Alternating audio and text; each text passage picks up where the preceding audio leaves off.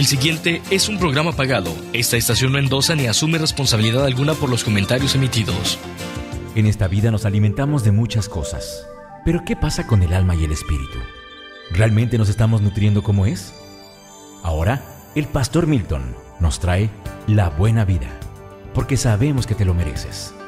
Esto es La Buena Vida. Bienvenidos.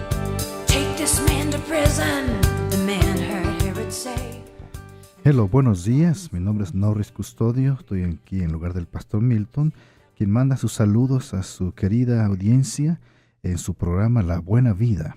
Gracias por su apoyo. Gracias por estar con nosotros y aquí ante esta tremenda responsabilidad de abrir la palabra de Dios y compartir la buena vida que se emana de ella. Esa vida que está en Cristo. Esa vida que Él vino a darnos en abundancia. Porque Él dijo, yo he venido para que tengan vida y vida en abundancia. Y esa vida es la vida de Dios, la vida del Espíritu, la vida que nos hace felices de verdad. Gracias nuevamente por apoyarnos, por continuar escuchándonos. En verdad, amamos este privilegio. Lo consideramos un privilegio muy grande, el estudiar, el prepararnos, el orar para estar con ustedes aquí en la radio cada lunes, cada miércoles, cada viernes. Y espero que algunos inclusive puedan grabar estos programas y escucharlos, analizarlos, compararlos con la Biblia. Y si alguno tiene alguna pregunta, llámenos, ya sea a nuestro teléfono personal o aquí en la cabina, el 303-337-1150. Quiero leer un salmo, el Salmo 1. Dice así: Bienaventurado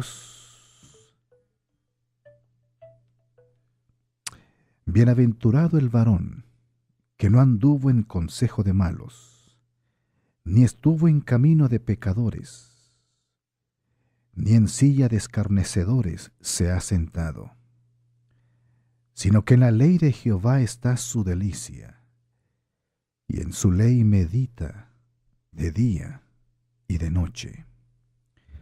Será como árbol plantado junto a corrientes de aguas, que da su fruto en su tiempo, y su hoja no cae, y todo lo que hace prosperará. No así los malos, que son como el tamo que arrebata el viento. Por tanto, no se levantarán los malos en el juicio, ni los pecadores en la congregación de los justos, porque Jehová conoce el camino de los justos, mas la senda de los malos perecerá. Bienvenidos con estas palabras tan inspiradas y hermosas aquí a su programa La Buena Vida. Este salmo describe dos caminos. Y saben, de paso, he hablado aquí de solamente dos grupos que hay en esta tierra, descritos desde el mismo Génesis, cuando Adán y Eva pecaron y se unieron a la rebelión de Satanás. Dios dijo que habría dos simientes. Una simiente que le sería fiel y la simiente del enemigo que le haría guerra, no solamente a Cristo, sino a todos los seguidores. Pero esa simiente le aplastaría la cabeza, aunque la serpiente le dañaría, le lastimaría en el calcañar. Y estimados oyentes, este salmo describe los dos caminos, la vida de estas dos simientes, por decirlo así. Por eso es el primer salmo. El Salmo 1 es un resumen de todo lo que el libro de los Salmos va a tratar. Es un preview, como le llaman, es un adelanto de todo lo que en sí va a describir el libro de los Salmos. Dos vidas, la bienaventuranza en seguir los caminos de Dios, los mandamientos del Señor, y el resultado, por supuesto, de violar, de apartarse de Dios y de sus caminos.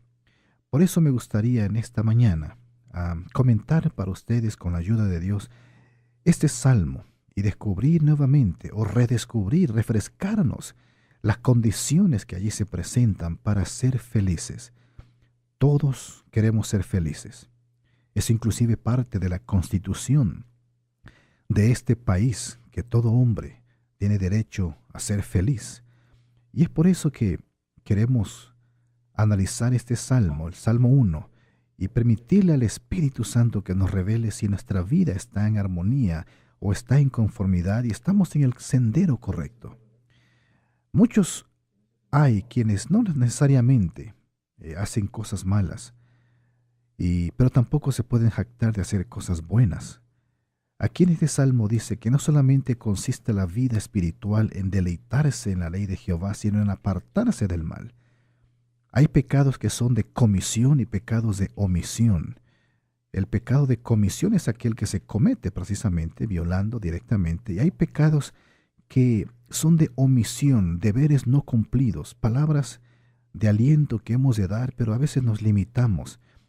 A veces la flojera, la desidia, a veces hay mandamientos que sabemos que hay que cumplir, pero los postergamos. Pues aquí dice que bienaventurado el varón, no solamente que medita en la ley de Dios, sino que se aparta también del mal.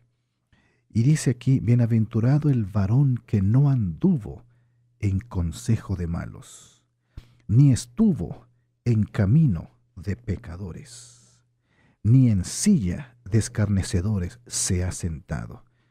Antes de hacer el bien, tenemos que apartarnos de hacer el mal, o tenemos que quitar todo obstáculo en nuestra vida para que el Espíritu Santo nos sea derramado plenamente. Si bien es Dios el único que nos da las fuerzas para abandonar el pecado, también hay de nuestra parte acciones, decisiones que tenemos que hacer. La Biblia dice, acercaos a Dios y Él se acercará a vosotros. Nótese que es Pedro quien dice eso, que hemos de acercarnos a Dios primeramente y Él se acercará a nosotros. Bueno, la razón por la cual se pone esa condición de nuestra parte es porque ya Dios se puso al alcance, ya Él vino, anduvo en esta tierra, se puso muy cerca, pero no tan cerca como para invadir tu privacidad y violar tu decisión. Se ha puesto al alcance, ya Él hizo su parte. Por eso ahora Él te dice, te toca a ti, y es cuando nos dice, acercaos a Dios, porque yo ya me acerqué, ya estoy al alcance de todos. Por eso este salmo comienza, bienaventurado el varón que no anduvo en consejo de malos. Nótese el progreso del camino de perversión y cómo las personas se van enredando poco a poco hasta que llegan a estar sentados, que es una actitud de rebelión. En la antigüedad, cuando los maestros se sentaban, era porque había que enseñar algo muy importante. Continuaban a veces las clases caminando y enseñaban a sus discípulos mientras caminaban y hablaban, pero cuando el maestro se sentaba, era porque era una clase especial. Así también se dice de Cristo, viendo la multitud, subió al monte, y sentándose, vinieron a él sus discípulos, dice Mateo 5, porque con ese acto Jesús creó la atmósfera de un momento especial para enseñar algo importantísimo. Y abriendo su boca, les enseñaba. Si bien es cierto que no solamente de Jesús, de muchos maestros, filósofos griegos como Aristóteles, todos ellos enseñaban mientras caminaban con sus discípulos, pero cuando hacían esa acción y se sentaban era porque había una clase especial. Bueno, cuando un pecador se aventura en el consejo de malos, simplemente anda escuchando, dice, no, yo no hago esto, solamente pues me gusta el ambiente y escucho las malas palabras, escucho ideas, pero no son parte de mí. Pero, estimados oyentes, el que con lobos anda, a aullar aprende. Y el que comienza a andar en consejo de malos, escuchando nada más las expresiones, las ideas, la filosofía de hombres carnales que no respetan la ley de Dios, asociarse en forma íntima. No tenemos, por supuesto, no podemos alejarnos del mundo, porque tenemos que ser la sal de la tierra. Pero una cosa es gozarnos en el compañerismo carnal de quienes no respetan a Dios y vivir y respirar, y uno llega a transformarse sutilmente. Recuerdo que en una ocasión de estudiante, con un compañero, tuvimos necesidad de rentar un lugar barato, un verano, y poder así ahorrar para nuestro colegio. Pero una persona nos dijo, bueno, véngase, aquí hay un cuarto, pero él fumaba y nos molestaba el olor del cigarro.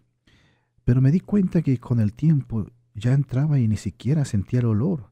se me había acostumbrado el olfato. El caso es que cuando otra persona llegaba, nos visitaba, es, oye, cómo apesta cigarro. Y le digo, pues yo ya no lo siento. Porque uno se acostumbra, uno llega a veces a respirar, a creer, a asimilar las ideas. Y esta persona, este varón que se abstuvo de andar en consejo de malos, seguramente no dio el siguiente paso, que es ni estuvo en camino de pecadores. Ya cuando uno escucha, de repente ya anda caminando con los pecadores, en sus hábitos, en sus formas de hablar. Las palabras se empiezan a imitar, las ideas se comienzan a acariciar. Y este individuo, cuando ya anda en el camino, ya los acompaña y ya se goza inclusive en sus acciones y quizás no participa, pero ya está adentro, cambiado, porque ya no le impresiona la violencia, ya no se molesta por cómo blasfeman el nombre de Dios, escucha chistes groseros y malsanos y pues se ríen quizás, no como quisieran los demás, pero se va cambiando. Una vez que está en el camino y una vez que... De paso, la palabra camino es un símbolo de conducta o de vivir. Precisamente en el libro de los Hechos, al cristianismo se le llamaba el camino. Y los del camino es una referencia a los del cristianismo, pues porque el camino es una forma de vida. Y aquí se ve que una persona que se asocia en la consejería, en la filosofía, en las palabras, y que va escuchando y que va viendo, después ni cuenta se da y sus pasos van en el camino de los pecadores. Pero si no se aparta, algún día se sentará en la silla de los escarnecedores, que es un acto ya de ser una autoridad en el mal, un maestro para Satanás, un instrumento en sus manos. Vamos a estudiar más cuáles son las características de aquellos que en verdad se apartan de ello y se deleitan en algo muy diferente. No se vaya, escúchenos por favor.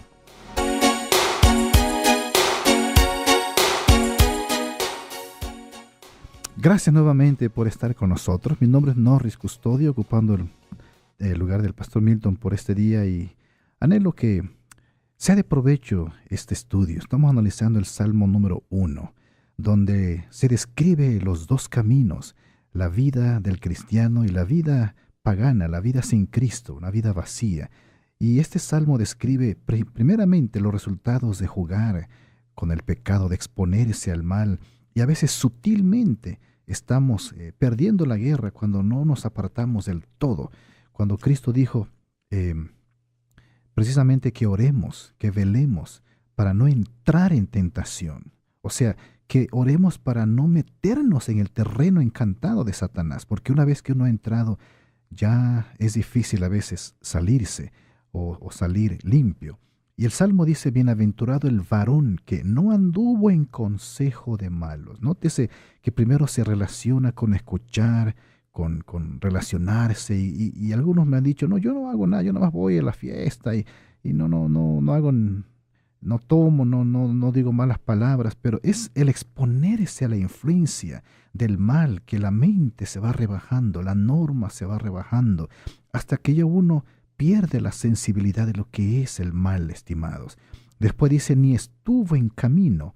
Después vamos caminando y asociándonos y básicamente dando los mismos pasos. Pero qué terrible es cuando uno termina en la silla, que es una referencia antigua, como en los tiempos en que los jueces se sentaban a las puertas de la ciudad para juzgar. Esa era la forma como los ancianos, las autoridades, juzgaban, eran los maestros. Pero en este caso, irónicamente, una persona se sienta en la silla de escarnecedores para ser un instrumento ya directo. Así como lo fue Eva. Una vez que Eva se espació, escuchó a Satanás, vio lo hermoso que era el fruto, empezó a codiciar y cuando vino a ver, ni cuenta se dio, ya estuvo en el camino, se sentó en la silla y la usó Satanás bien sutilmente para hacer caer a su esposo. Así también, estimados, bienaventurados aquellos que no se asocian, que no buscan. No sé si haya alguien que crea que no hace nada malo con estar viendo cosas que no se deben en el internet, o escuchando el consejo, o en una relación que aparentemente parece inocente, pero está prohibida, es mala, es una asociación que no debe tener y no logra romperla porque pues le agrada esa amistad, sabiendo que la sociedad, la iglesia, su esposo o su esposa no la toleraría porque están implicándose emocionalmente en una relación que no deben porque están siendo infieles. O sea, todas esas cositas van preparando el terreno para algún día revelarse, decir que esa es su vida, que quieren. Todo tiene un progreso. Así que, estimados amigos, hay que rehuir en forma total del pecado. Eso nos lo enseña nuestro Señor Jesucristo. Mi nombre es Norris Custodio. Si alguien quiere llamarme o tener mi información para alguna pregunta o si quisiera alguna oración por su vida espiritual, llámeme al 720-432, así como en numeritos hacia abajo del 4, luego el 3, luego el 2, y lo último es 3404, ¿ok? Llámeme, será un placer para mí orar con usted por teléfono o si gusta alguna visita pastoral, podemos buscar el tiempo. Si quiere escucharme en vivo, este sábado estaré predicando en la 7090 en el Centro Cristiano de la Comunidad, allá en Arvada, donde estamos todos los sábados. Abrimos la palabra, alabamos a Dios con todo corazón y luego comemos juntos. Siempre hay personas que traen comida y comemos. Por la tarde nos quedamos gozándonos en comunión. Es el sábado del Señor, es el día en que Dios separó desde la misma creación para el hombre, para que le dedique tiempo a Él. Acordarte hace el día de reposo del sábado para santificarlo. 6 días trabajarás y harás toda tu obra. ¿Por qué? Porque en 6 días hizo Jehová los cielos y la tierra. Y Él lo apartó, descansó y lo santificó desde el mismo Génesis. Así que no es un día judío, no es un día para los israelitas. Eso es un engaño, una argumentación que algunos hacen para no obedecer el mandamiento. Algunos están dispuestos a obedecer el resto de los 9 mandamientos, menos el cuarto, porque lo consideran que es un mandamiento para la nación judía, cuando es la ley de Dios, es la ley moral de Dios. No parece un mandamiento moral, pero lo es porque lo da el Dios moral. Él es el que crea lo que es moral y lo que no es moral. ¿Quiénes somos nosotros para decir que eso no es un mandamiento moral? Lo es. Así que, conforme al mandamiento, apartamos el sábado para adorar, para cantar, reposar, y es un reposo para Jehová nuestro Dios. Predicamos pues la palabra, visitamos a algunos desanimados, enfermos. Es un día diferente, es un día para gozar en la familia, la naturaleza, bueno, cuando se puede, ¿verdad? A veces hay mucho frío, pero le invitamos en la 7090 West 64 Avenida, en Arvada, Colorado. El Salmo 1, versículo 2, dice: bienaventurado el varón que no hace las cosas que he comentado, sino, o sea, en contraste con apartarse, pues dice que en la ley de Jehová está su delicia, y en su ley medita de día y de noche. Aquí comienza la descripción de la buena vida. La buena vida no es solamente apartarse del mal, también es hacer el bien. Cristo dijo que hay que buscar la paz y seguirla.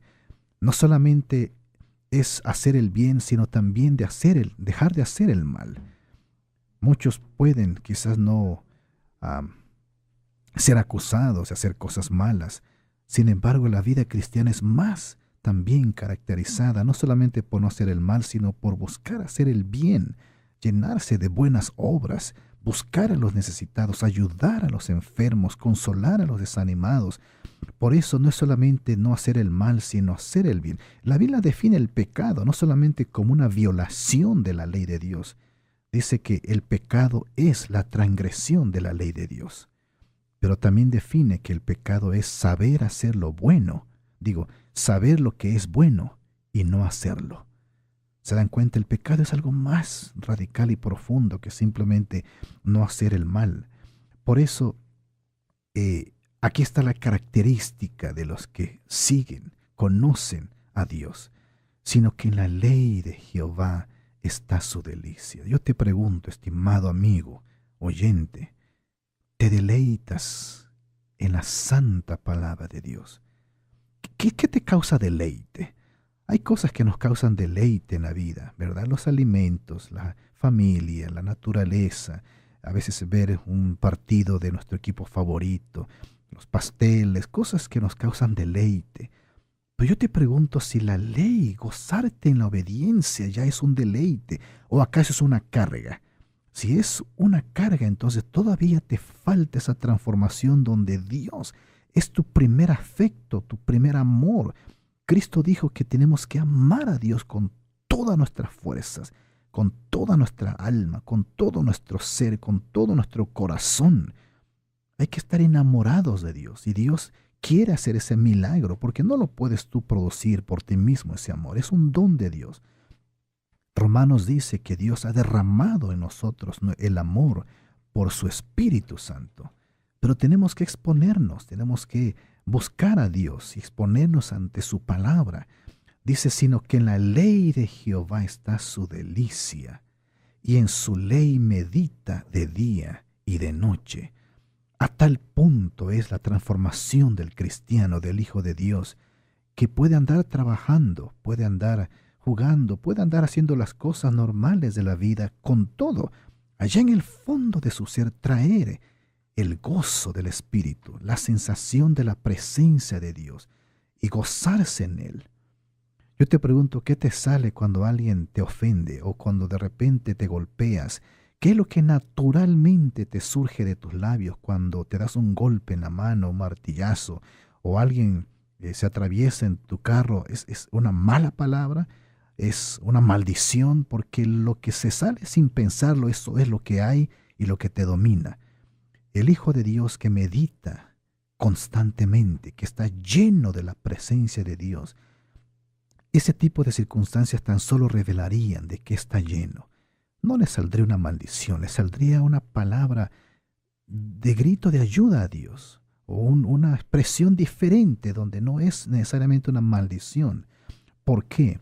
Porque está lleno, está saturado del amor de Dios, medita en Dios día y noche. Imagínense, aún en los sueños, inconscientemente el Espíritu Santo está obrando para llegar a transformarnos a la imagen de su Hijo. Tal es, estimados oyentes, el blanco divino, que estemos llenos precisamente del amor de Dios. Este es el Salmo número 1. Sino que en la ley de Jehová está su delicia, y en su ley medita de día y de noche. ¿Saben que la ley, una referencia aquí a la santa palabra de Dios, no solamente a los mandamientos de Dios, sino a toda la revelación de Dios? Ese es lo que nos debe causar deleite. Voy a hablar más de esto, porque me encanta el concepto de amar la palabra por encima de todas las cosas. No se vaya y escúchenos.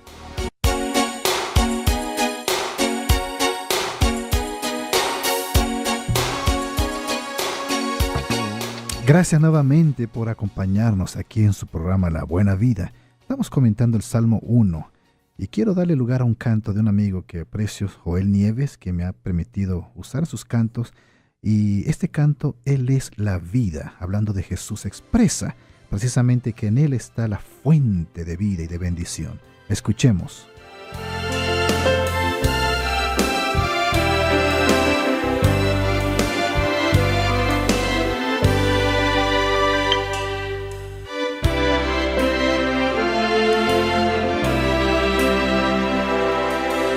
Toda la vida has pensado solo en ti y te olvidaste de quien murió por ti. Y tienes miedo de enfrentarlo a Él. Jesús lo hizo todo por ti. Toma tu cruz y ven a Él. Él es la vida, Él es la vida, verdad y luz, verdad y luz. Él es quien quita toda tu aflicción.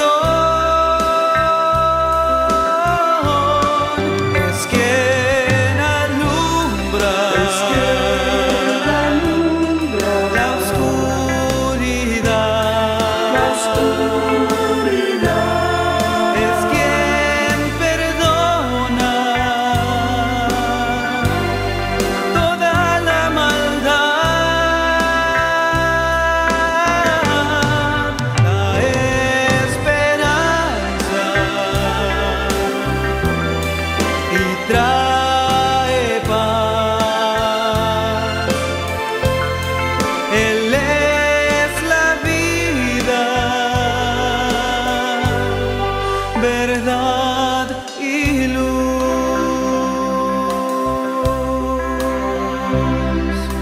El sacrificio más grande fue la cruz, cuando el amor del Padre se reflejó en Jesús.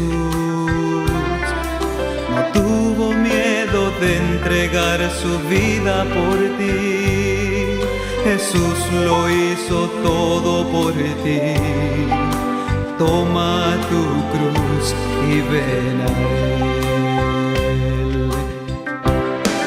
Él es la vida, Él es la vida, verdad y luz. verdad y luz. Él es quien quita toda tu aflicción. Es quien alumbra, Es quien alumbra la oscuridad. la oscuridad. Es quien perdona toda la maldad, la esperanza y trae paz. Él es la vida, verdad y luz.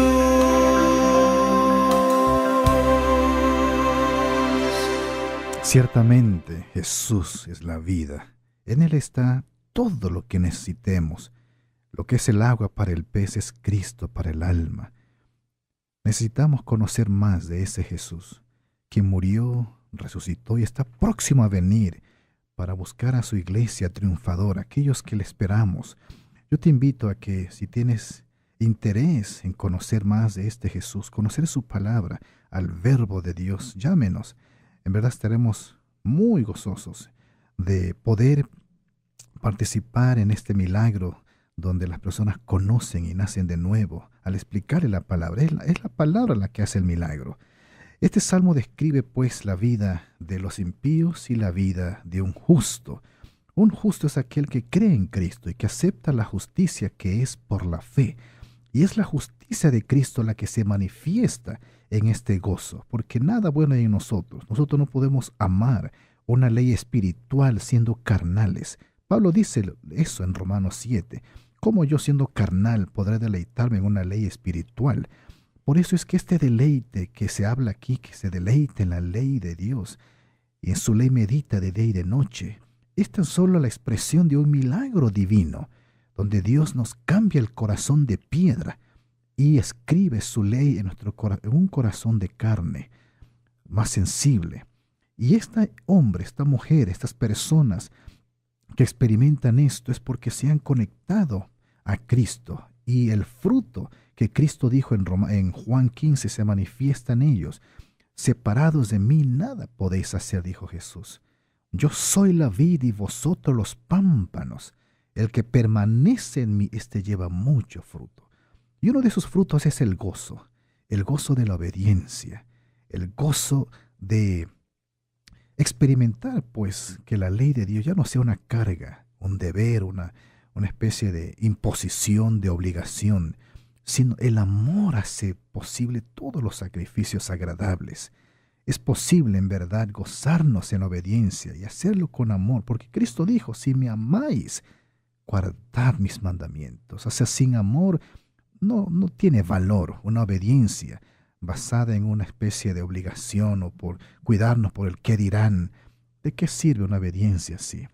Y este hombre se deleita, se goza en la ley de Jehová. En otro salmo, el Salmo 119, expresa algunos conceptos de esta naturaleza. El Salmo 119, 47 dice, y me regocijaré en tus mandamientos, los cuales he amado. Y el 72, el mismo Salmo, dice, mejor me es la ley de tu boca que millares de oro y plata. Qué increíble milagro Dios obró en David para que él se llegara a deleitar más y más en la palabra, en esta meditación, en la voluntad de Dios, en el carácter de Dios. Porque la ley, hermanos, estimados oyentes, la ley no es una serie de órdenes de Dios para que los guardemos. Es una expresión de su carácter, es el trasunto del carácter de Dios. Es una expresión de cómo es Dios por dentro. Cada mandamiento de Dios es una forma de cómo Él piensa, cómo Él siente, de tal manera que al guardarlos estamos honrando y satisfaciendo a Dios quien nos lo dio, porque Él es su voluntad. Nadie que ame a una persona y le pide que no haga algo porque le duele, lo hace si realmente lo ama. No quiere lastimarlo porque, pues, si una mujer, si un hombre le expresa a su ser querido, no expreses eso en público, me duele, me lastimas. Entonces el ser amado se honra o se siente bien cuando uno guarda ese mandamiento o guarda esa palabra y ese pedido. Así son los mandamientos de Dios, son expresiones de cómo es nuestro Padre Celestial. No son órdenes que Él nos da, que se le antojó darnos. Es una expresión. Por eso deleitarse en la ley de Dios es deleitarse en Dios, en cómo es Él. Y si meditamos en la ley, en la Torah, en la santa palabra, es deleitarnos en cómo es Dios. Porque, ¿qué es la palabra? La palabra es precisamente la voluntad de Dios. Cuando Cristo expresó acerca del dolor que implicaba la cruz, Él obedeció en su voluntad lo que Dios quería para Él, aunque era un trago amargo, y dijo, no se haga como yo quiero, sino como tu Padre. Este hombre, esta mujer que se deleita, manifestará ciertas características. Dice, será como árbol plantado junto a corrientes de aguas, versículo 3. Un árbol plantado es diferente a un árbol silvestre, que a veces nacen porque las semillas vuelan de un árbol a otro. Así hay muchos pinos, así hay muchos árboles que nacen porque se cayó una semilla. Pero este árbol del cual se habla aquí es un árbol plantado. Esa es una descripción de cómo Dios nos está guiando. No somos personas al garete que somos llevados de aquí por allá por las circunstancias de la vida. Si estamos en Dios, si nos gozamos en Dios, si su voluntad es suprema en nuestra vida, si nos deleitamos día y noche y meditamos en la voluntad de Dios y honramos cada día lo que Él nos pide, le preguntamos, Padre, ¿cuál es tu voluntad para mi vida? Si buscamos siempre vivir dentro de lo que es la voluntad de Dios, nuestra vida es como un árbol plantado. Para otros quizá no tenga sentido, pero tú sabes, tú sientes cuando Dios te está guiando, aun a pesar de los problemas, de las dificultades, aun a pesar de todos los dolores que la vida te trae, son simplemente circunstancias que aún Dios usa para gloria de Él, para formarte como un hombre y una mujer cristiana, espiritual de verdad. Pero en términos globales somos como un árbol plantado junto a corrientes de aguas. Esas corrientes fluyen. A veces la raíz que absorbe esas aguas no la vemos, pero nuestra vida está escondida, como dice Colosenses 3 me parece. Nuestra vida está escondida con Cristo en Dios y absorbemos por la fe su justicia. Y esa justicia nos da fuerza, nos da valor, nos da esa fe necesaria para vencer todos los obstáculos que el enemigo pueda poner. No hay absolutamente un poder ni todo el infierno junto que nos haga desviar del propósito por el cual Dios nos ha levantado, porque somos un árbol plantado por Jehová, junto a Él que es la fuente de vida. Inclusive dice, da su fruto en su tiempo. No se vaya, explicaré por último lo que implica el resultado de una vida centrada en Cristo, quien es la fuente de vida.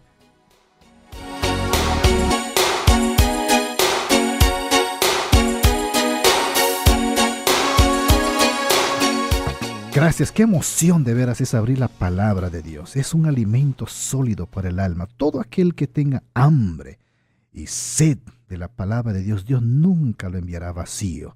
Es el pan espiritual.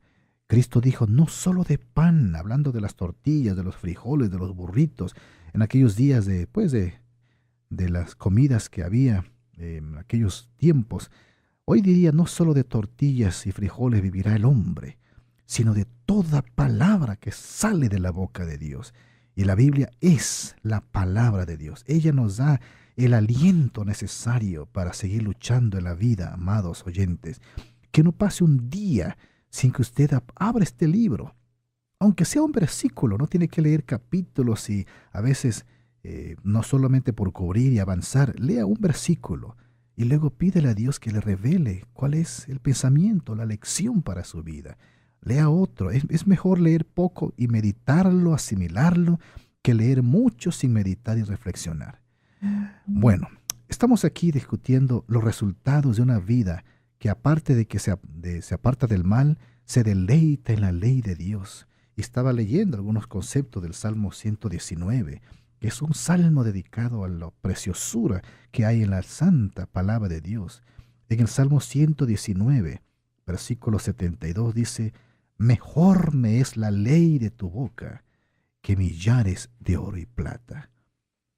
Yo creo que tú te levantas todos los días para ir por ese cheque que te hace falta, ¿verdad? Y nos hace falta para pagar la renta, los biles.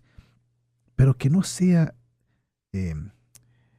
una característica de nuestra vida el nunca buscar la palabra de Dios. Porque antes de privarnos de la palabra, sería mejor privarnos del pan. Porque la Biblia, la santa palabra de Dios, es el alimento, lo más necesario. La mayor crisis de la vida no es la falta de pan material, es la falta de la palabra de Dios. Cristo dijo, estimados señores, amados oyentes, que hay que ser santificados en la verdad. Y luego dice, tu palabra es la verdad. Juan 17:17. Ojalá que tengas esta hambre, esta sed, este deseo de conocer la palabra por encima de millares de oro y plata. Imagínense. En el Salmo 119, estoy leyendo el 82, dice, desfallecieron mis ojos por tu palabra, diciendo, ¿cuándo me consolarás? ¿Cuántas veces estamos durmiendo y nuestra preocupación es el trabajo, o la siguiente actividad, o algún evento, y a veces decimos, oye, ¿cuándo va a amanecer? Ya quiero alistarme, ya quiero que llegue ese día o esa persona, estamos pensando. Imagínense que llegue el momento y que como David, hasta nos desvelemos por decir, Señor, ¿cuándo? ¿Cuándo me encontraré con tu palabra? ¿Cuándo tendré esa cita y me consolarás? Qué increíble cuando lleguemos a ese punto. El Salmo 119, pero ahora el 97 dice, oh, cuánto amo yo tu ley. Todo el día es ella mi meditación. Quiera Dios que llegue ese día en que constantemente, permanentemente, Dios sea el pensamiento continuo, su amor, su Hijo, el Espíritu Santo hagan su morada en nuestro corazón y estemos llenos de Él. Cuando uno está enamorado o enamorada, eso ocurre, ¿no? ¿Qué hará la persona amada? ¿Cómo estará? ¿Habrá comido? ¿Estará bien? Pues aquí dice que todo el día el Hijo de Dios debe estar en su pensamiento, su Padre Celestial. Y ese ambiente celestial se lleva donde quiera uno vaya. Sumamente pura es tu palabra y la ama tu siervo, dice el 140 del mismo Salmo. Y Jeremías me hace recordar el deleite que sintió cuando encontraron el libro olvidado. Jeremías 15:16 dice, fueron halladas tus palabras y yo las comí. Y tu palabra me fue por gozo y por alegría de mi corazón, porque tu nombre se invocó sobre mí, oh Jehová, Dios de los ejércitos. Ojalá tú también encuentres la palabra como Jeremías y le pidas a Dios el milagro de experimentar su poder. Busca una Biblia, hazla tuya, una que puedas tener siempre en tu carro, en tu oficina, en tu casa, antes de acostarte, a levantarte. Haz de la santa palabra de Dios tu guía. A veces, así como usamos el teléfono, lo cargamos para hasta el baño, por donde quiera. Qué bueno sería traer la palabra en el corazón siempre así. Y no olviden que esa es la medicina para el alma y la herramienta para vencer al enemigo. Cuando Cristo fue tentado, siempre contestaba, escrito está. Escrito, 3 veces fue tentado y 3 veces lo confrontó con la palabra. Y allí Jesús no tenía una Biblia en sus manos, fueron memorizados, eran promesas, eran versículos apropiados para resistir al enemigo. Entonces nuestra vida será como árbol plantado junto a corrientes de aguas, que da su fruto en su tiempo y su hoja no cae, y todo lo que hace prosperará. Imagínense el efecto de tener la palabra de Dios. ¿Saben que la palabra de Dios es precisamente lo que trajo vida, lo que trajo la creación? Si nosotros tenemos a la palabra de Dios, habrá fruto en nuestra vida. Siempre tendremos sabiduría apropiada para hablar a quien lo necesite. No andaremos hablando cosas insensatas. La Biblia dice, estimados oyentes, que toda palabra que hablemos sea sazonada con sal, o sea, para edificación del que nos oye. ¿Cuántas veces nuestras palabras son vacías, huecas, complican las cosas, porque no estamos llenos de la palabra? El chisme, a veces malas expresiones, siembran semillas que dan su fruto después de rebelión, de duda. Y somos instrumentos del enemigo en vez de hablar la palabra siempre. Ojalá cuidemos lo que hablemos y podamos ser más útiles. Dice que aquí todo lo que hagamos prosperará. Y quizá no se vea esa prosperidad de la noche a la mañana o medido con los parámetros humanos que creen que el dinero y la riqueza y el estar siempre sin problemas. No, estimados, la prosperidad que Dios promete tiene que ver con el carácter, con el ser como Jesús, con el ser transformados, con el hablar la palabra de Dios y bendecir, arrancar de las tinieblas a las personas, arrancar del pecado a las personas. Esa es la prosperidad espiritual, enlistar a las personas para el encuentro con Jesús, hacerlos más cristianos, más humildes, más sabios en lo que respecta a la vida. No necesariamente, aunque Dios no abandona ni nos hace pasar por hambre, por supuesto, pero la prosperidad no es aquella prosperidad que se oye por todas las radios y televisiones, donde parece que el que se viene a Cristo le van a aumentar el dinero y los carros y las casas, como si todo fuera materialismo. Y si bien es cierto que los hijos de Dios nunca sufrirán hambre, joven fui, dice el salmista, y he envejecido, y no he visto justo desamparado ni su simiente que mendigue pan. Con todo, la prosperidad tiene que ver con el progreso del alma para con Dios y el ser útiles en la lucha contra el enemigo. Y dice aquí que su hoja no cae. Qué interesante concepto, donde se nos dice que la hoja no cae del árbol que representa la vida del cristiano. Pues todos los árboles ahorita mismo en otoño están cayéndose las hojas de los árboles, porque es un proceso de donde caen y luego nacen otra vez. Sin embargo, en la vida cristiana no hay tal fenómeno. El que está en Cristo continuamente progresa en su vida. Hay nuevos discernimientos de la palabra de Dios. La fe aumenta al punto de experimentar la presencia de Dios. Fue Pablo, que aunque vio que su cuerpo se iba desgastando y se iba haciendo más débil, pero en su discernimiento espiritual él iba aumentando. Dice 2 de Corintios 4:16, dice: por lo tanto, no desmayamos. Antes, aunque nuestro hombre exterior se va desgastando, el interior, no obstante, se renueva de día en día. Amados, la palabra de Dios es tan poderosa que ella no caduca, no se envejece. El testimonio de un cristiano siempre va en frescura nueva, siempre sus oraciones son constantemente frescas, nuevas, porque bebe del agua de vida en Cristo por la fe. Y quizás ya no juguemos con la misma agilidad de antes, quizás nuestros movimientos sean más lentos, quizás nos cansemos físicamente hablando, pero en Cristo, en nuestro hombre interior, en la vida nueva, la fe va en aumento, siempre creciendo, siempre volando más alto. Dice aquí que esta persona que se deleita en Dios así, nunca su hoja cae. O sea, no hay señales de decaimiento, pues. Físicamente sí, pero espiritualmente su mente se renueva de día en día. Me gusta leer biografías de hombres que Dios usó en el pasado. Varios he leído. La que más me ha impactado, una que recuerdo que la he leído 2, 3 veces por la vida, sus implicaciones, lo que logró es la de John Wesley, el fundador del metodismo, un hombre de Dios. Y él llegó a morir de viejo.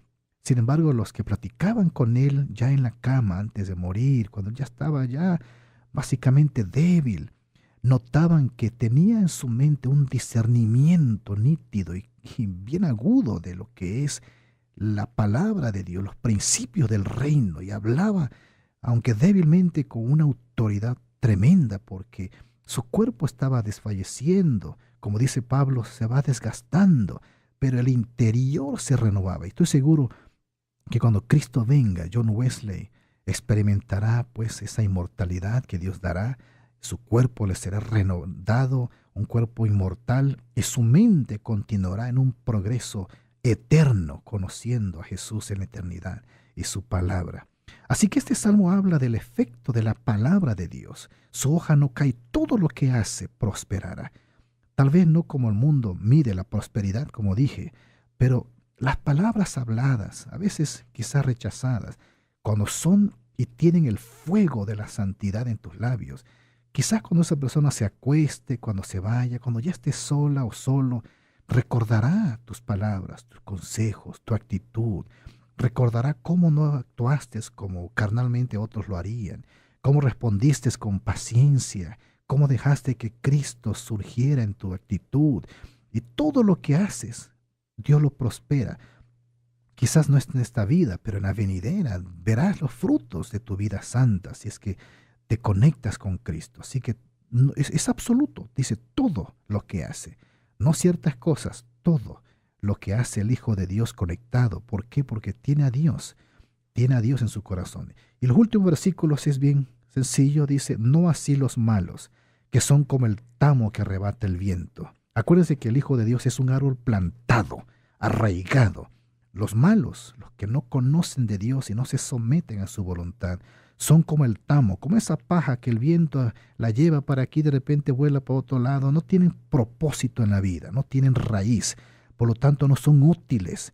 Ese tipo de emocionalismo en la vida cristiana, donde a veces están arriba, a veces abajo, se salen, se conectan, se reconectan, todo ese tipo no es para aquel que está en Cristo, porque somos árboles plantados.